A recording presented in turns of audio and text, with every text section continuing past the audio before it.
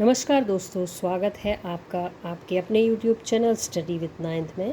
आज हम अपने एक्सरसाइज को आगे कंटिन्यू करते हुए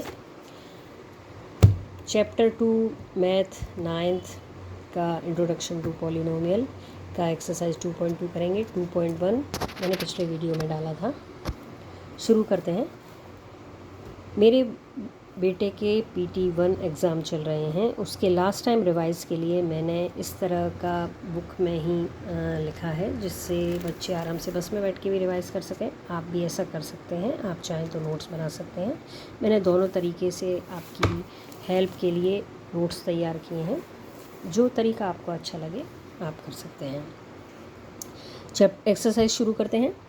find the value of the linear polynomial 5x - 3। अब ये जो पॉलिनोमियल लिखा है 5x - 3, अगर इसमें आप x की वैल्यू 0 पुट करोगे तो 5 को 0 से मल्टीप्लाई करोगे तो वो 0 हो जाएगा। 5 0 ज़ा 0, इसका आंसर आएगा -3।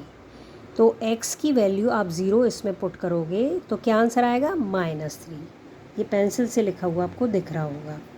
अब x की वैल्यू इस पॉलिनोमियल में आप -1 पुट करोगे तो आंसर आएगा -8। कैसे? x की वैल्यू आपने यहाँ -1, x की जगह -1 पुट किया तो ये हो गया 5 से मल्टीप्लाई होकर -5, ये -3 -5 -3 हो गए -8, तो इसका आंसर आएगा -8। x की वैल्यू आप इस पॉलिनोमियल में 2 पुट करोगे तो यहाँ 5 2 से मल्टीप्लाई होकर 10 हो जाएगा। 10 - 3 = 7 आएगा। तो मैं फिर से रिपीट करूँगी। x की वैल्यू आप 0 पुट करोगे तो -3 आंसर आएगा। x की वैल्यू -1 पुट करोगे तो -8 आंसर आएगा। x की वैल्यू 2 पुट करोगे तो 7 आंसर आएगा। अब अगला क्वेश्चन करते हैं। Find the value of the quadric polynomial. ये क्वेश्चन दिया है 7x की पावर 2 - 4s + 6। अगर आप इसमें s की वैल्यू 0 पुट करोगे, जैसा कि आपको पता ही है किसी भी नंबर को आप 0 से मल्टीप्लाई करोगे तो वो 0 हो जाएगा, तो ये 0 हो गया। यहाँ पुट करोगे 0 तो ये भी 0 हो जाएगा। आंसर क्या आएगा? +6। सिर्फ 6 बचेगा, ये बचेगा, ये 0 हो जाएगा, ये भी 0 हो जाएगा, सिर्फ ये बचेगा। तो s की वैल्यू आप 0 पुट करोगे तो आंसर 6 आएगा। अब इसमें s की वैल्यू अगर आपने -3 पुट करी तो क्या आएगा? आपने यहाँ -3 s की वैल्यू पुट की तो -3 का स्क्वायर होता है 9। यहाँ -3 पुट करोगे तो 4 और 3 का मल्टीप्लाई -3 पुट करोगे तो -4 मल्टीप्लाई -3 हो जाएगा +12 और +6। यहाँ -3 का आपने स्क्वायर किया तो हो गया 9। वीडियो पॉज करके आप इसे पेंसिल से अपनी बुक में भी लिख सकते हो, अपनी नोटबुक में भी लिख सकते हो, जो आपको ठीक लगे। फिर 7 और 9 का मल्टीप्लाई करेंगे तो 63 आ जाएगा। 12 और 6 को प्लस करेंगे, ये 12 6 63, इन तीनों को ऐड करने पर आपका आंसर 81 आ जाएगा। s की वैल्यू आप 4 पुट करोगे तो क्या आएगा? 7 4 की पावर 2 - 4 मल्टीप्लाई 4 + 6। ऐसे आप इसमें नोट डाउन कर लेना कि 7 s की वैल्यू आपने क्या पुट की? 4 की पावर 2 - 4 मल्टीप्लाई 4 + 6। अब 4 का स्क्वायर होता है 16, 7 16 का 16 7 ज़ा 112 होता है। -16 + 6। अब आप क्या करोगे? ये 112 और 6 को ऐड करके 118 मतलब 118 आ जाएगा, जिसमें से आपने 16 माइनस करना है, आंसर आ जाएगा 102। ठीक है, फिर से रिपीट करते हैं। आपने s की वैल्यू 0 पुट की, आंसर 6 आया। आपने s की वैल्यू -3 पुट की, आंसर 81 आया। आपने s की वैल्यू 4 पुट की, आंसर आया 102। अगले क्वेश्चन पर चलते हैं। The present age of Salil mother is 3 times Salil present age. After 5 years, their age will add up to 70 years. Find their present age. इस क्वेश्चन को हम यहाँ समझते हैं। तो इसमें जैसे क्वेश्चन में लिखा है कि जो सलील की एज है उसकी माँ की एज की 3 टाइम्स है। मतलब पहले आपको सलील की एज को x मानना पड़ेगा, तब उसकी माँ की एज को आप 3x मानोगे कि लेट सलील प्रेजेंट एज x, मदर की एज क्या होगी 3x। मदर की जो एज है वो सलील से 3 गुना है, मतलब 3 टाइम्स है, तो मदर की एज हो गई 3x। अब 5 साल के बाद, आफ्टर 5 ईयर, अब 5 साल के बाद, जैसे आप अभी 15 साल के हो तो 5 साल बाद 15 मतलब 15 ईयर के हो तो 5 साल बाद आपकी एज क्या होगी, तो आप 15 में 5 ऐड कर लोगे। ऐसे ही आपने जो सलील की एज मानी उसमें 5 ऐड कर लिया, माँ की जो एज मानी उसमें 5 ऐड कर लिया, तो सलील और माँ की आफ्टर 5 ईयर की एज आ गई x + 5 3x + 5। फिर इसके बाद क्वेश्चन में लिखा है कि their as will add up to 70 year, मतलब अगर इन दोनों की 5 साल बाद की एज को आप ऐड करोगे तो 70 आएगा। तो x + 5 + 3x + 5, इन दोनों को, इसकी 5 साल बाद की एज को जब आपने ऐड किया तो 70 आएगा। तो 5 साल बाद की इनकी एज को आपने ऐड कर दिया, 70 आ गया। अब इक्वेशन सॉल्व कर दीजिए, 3x को आपने जोड़ा तो आ गया 4x + 5 + 5 को आप ऐड करोगे तो 10 आ जाएगा, = 70। ये 10 को, ये प्लस में है, ये LHS में प्लस में है तो इसको RHS में ले जाएंगे, दूसरी साइड ले जाएंगे तो 70 - 10 हो जाएगा। तो 4x = 60, x की वैल्यू 60 से 4 आप कट करोगे, 4 की टेबल से इसको कट करोगे, 4 1 ज़ा 4 2 आएगा, तो ये आ जाएगा 4 5 ज़ा 20। अब किस x = 15 आ गया। x क्या माना था आपने, सलील की एज, तो सलील की एज क्या आ गई 15 ईयर। माँ की एज सलील की एज की 3 टाइम्स है, तो 15 में 3 का मल्टीप्लाई कर देंगे तो माँ की एज कितनी हो गई 45 ईयर। समझ में आया? मैं फिर से रिपीट कर देती हूँ कि सलील की एज हमने x मानी थी, माँ की एज 3x, 5 ईयर के बाद इसमें 5 5 ऐड कर लिया, 5 ईयर के बाद इन दोनों की एज का जो ऐड है, मतलब 5 ईयर के बाद इन दोनों की एज क्वेश्चन में दिया है will add up to 70 year, मतलब after 5 year there as will add up to 70 year. तो इन दोनों की 5 साल बाद की एज को जोड़ा, 70 हो जाएगा। इक्वेशन आपने सॉल्व की, x की वैल्यू 15 आ गई, मदर की एज 45 आ गई। अगला क्वेश्चन करते हैं। The difference between two positive integers 63, the ratio of the two integer 2:5, find the two integers. तो ये सारे क्वेश्चन लेट करके ही हम करेंगे। तो लेट टू इंटीजर्स, तो लेट टू इंटीजर हमने क्या माना, ये 2:5 है, इसको हमने 2x और 5x मानना है। तो लेट टू इंटीजर्स भी 2x 5x, द डिफरेंस इनका जैसे क्वेश्चन में दिया है, इनका जो डिफरेंस है वो कितना है 63। ये लिखा है ना, the difference between two positive integer is 63। तो इंटीजर्स क्या हैं, ये 5x 2x है और इनका डिफरेंस क्या है 63 है, तो 5x - 2x = 63। ऐसे आपको लिखना है कि let two integer be 2x 5x, the difference 63, 5x - 2x = 63। इसमें से इसको माइनस करेंगे 3x आएगा। अब 3 को इससे कट करेंगे तो x की वैल्यू 21 आ जाएगी, x की वैल्यू आप इसमें पुट कर दीजिए, आपको टू इंटीजर्स मिल जाएंगे। आपने 21 को इससे मल्टीप्लाई किया, आपका फर्स्ट इंटीजर आ गया 42, 21 2 ज़ा 42, और सेकंड इंटीजर आ गया 21 5 ज़ा 105। तो आपको ये दोनों वैल्यू मिल गई 42 और 105। आपने क्या किया था कि टू इंटीजर्स माने थे 2x 5x, फिर इनका डिफरेंस 63 है, तो 5x - 2x = 63। इसमें से इसको माइनस किया, 3x आया, x की वैल्यू 21 आ गई, x की वैल्यू आपने इसमें पुट की तो 42 और 105 आंसर आ गया। अगला क्वेश्चन करते हैं कि Ruby has 3 times as many 2 rupees coin as she has 5 rupees coin. If she has a total 88, how many coin does she has of each type?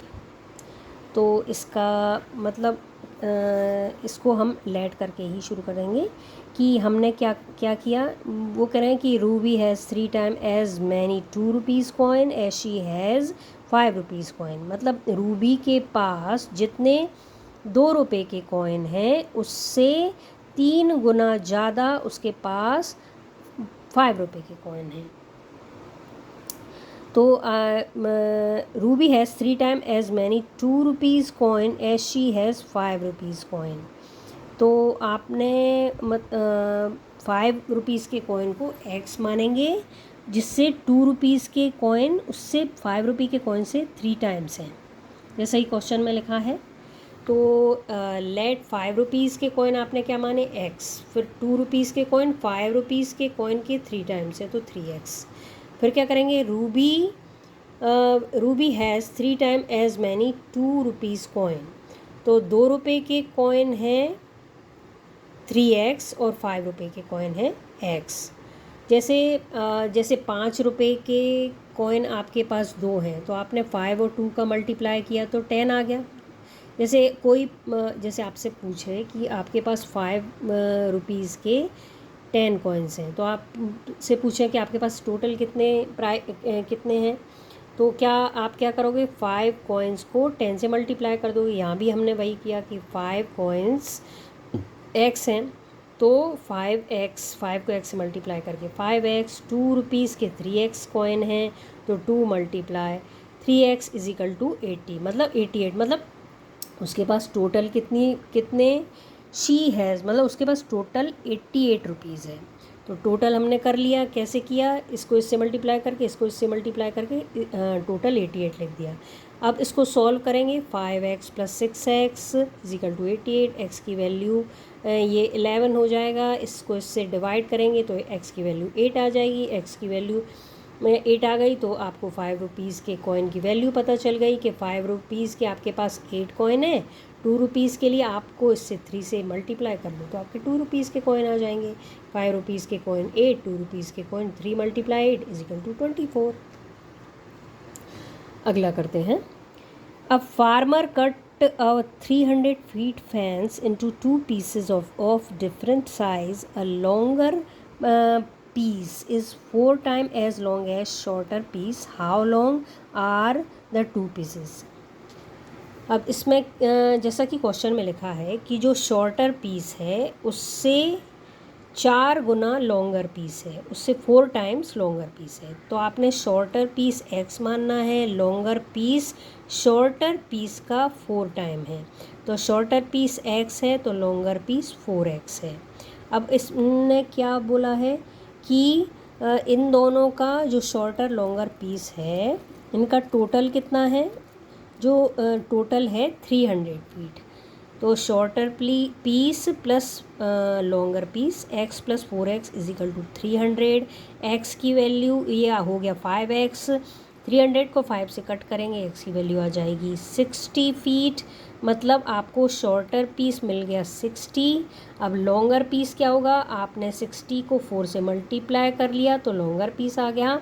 तो शॉर्टर पीस हो गया 60 फीट और longer हो गया 240 feet. अगला question करते हैं।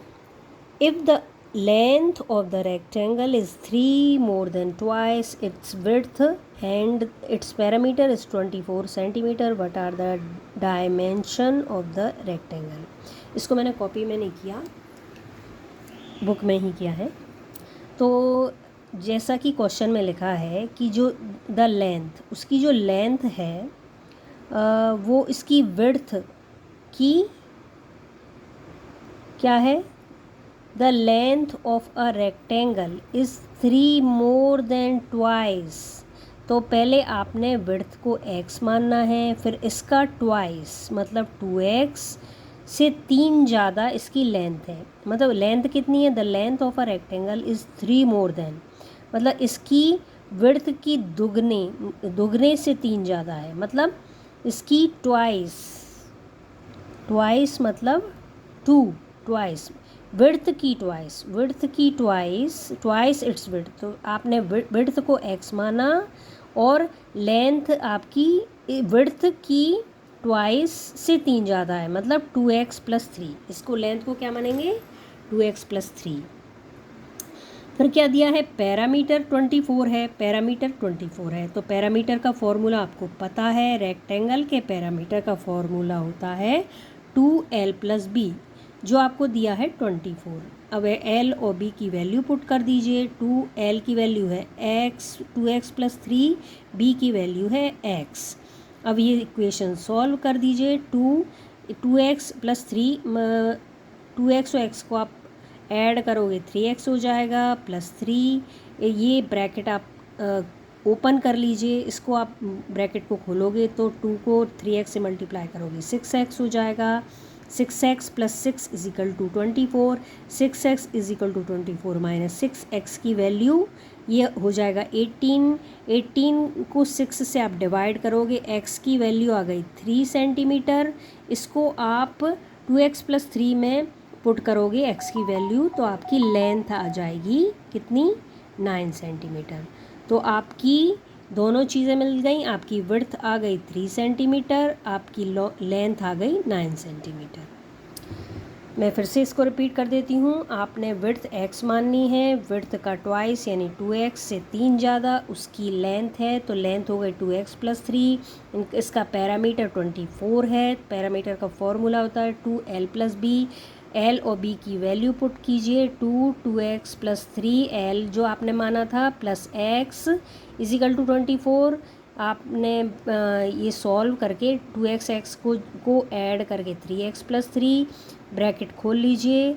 आपने ब्रैकेट खोला तो आपको आ गया 6x प्लस 6। इस प्लस 6 को आप राइट हैंड साइड में भेजेंगे तो ये प्लस माइनस हो जाएगा। 24 में से 6 को माइनस करोगे 18 आ जाएगा। यहाँ 6x बचा, 6 को 18 से कट करेंगे तो x की वैल्यू 3 आ जाएगी। इस x की वैल्यू को 2x प्लस 3 में आप पुट करोगे तो 9 सेंटीमीटर आपकी लेंथ आ जाएगी।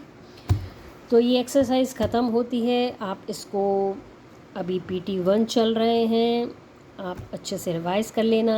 आप चाहो तो ऐसे बुक में लिख लेना, आप चाहो तो ऐसे नोट्स बना लेना, जो आपको ठीक लगे।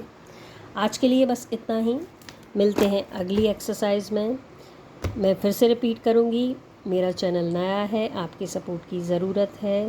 प्लीज़ सपोर्ट कीजिए, ज़्यादा से ज़्यादा शेयर कीजिए। वीडियो अच्छा लगे तो लाइक शेयर सब्सक्राइब करना मत भूलना। Thank you for watching.